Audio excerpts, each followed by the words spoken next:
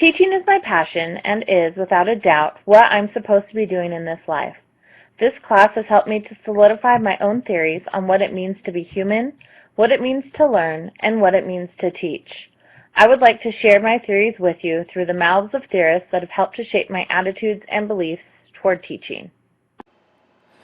The zone of proximal development is an area of learning that occurs when a person is assisted by a teacher or peer with a skill set higher than that of the subject. The role of education is to give children experiences that are within their ZPD, thereby encouraging and advancing their individual learning. Vygotsky believes teaching and learning should happen socially. This means we have to look at what children are capable of doing in a social setting where their minds are being pushed by other students. Vygotsky's zone of proximal development has influenced all three of the previously mentioned theories. I believe that humans are social beings and that a large part of being human is to create relationships with others in order to progress. I believe that learning is most successful when working with others, especially those that are more knowledgeable. Additionally, I believe that learning happens when one steps out of her comfort zone and reaches higher than she thought possible. Finally, I believe that teaching occurs when the teacher helps to scaffold her students through a task or concept. For me, teaching does not mean just giving the student the answers, but providing adequate support to help the student reach the answers on his own. In a fixed mindset, people believe their basic qualities, like their intelligence or talent, are simply fixed traits. They spend their time documenting their intelligence or talent instead of developing them. They also believe that talent alone creates success without effort. They're wrong. In a growth mindset, people believe that their most basic abilities can be developed through dedication and hard work. Brains and talent are just the starting point.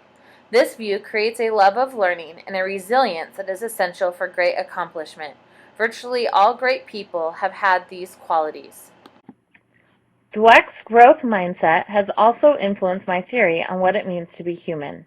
I believe that life is sometimes an uphill battle, but that if we have the mindset of working hard and being okay with experiencing failure, we can get to the top. Louise Rosenblatt argued that the act of reading literature involves a transaction between the reader and the text. Each transaction is a unique experience in which the reader and text continuously act and are acted upon by each other. A written work does not have the same meaning for everyone, as each reader brings individual background knowledge, beliefs, and context into the reading act. Additionally, she distinguished between different kinds of reading with her defined stances. Rosenblatt placed all reading transactions on a continuum between aesthetic, or reading for pleasure, experiencing the poem, and efferent, or reading to gain meaning. Rosenblatt maintained that the act of reading was a dynamic transaction between the reader and the text. Louise Rosenblatt's transactional theory, which is usually associated with literacy, has helped to inform my theory on what it means to learn. I believe that people learn best when they are interacting with the subject matter in order to make connections and create new meaning. Dewey argued that education and learning are social and interactive processes, and thus the school itself is a social institution through which social reform can and should take place. In addition, he believed that students thrive in an environment where they are allowed to experience and interact with the curriculum, and all students should have the opportunity to take part in their own learning.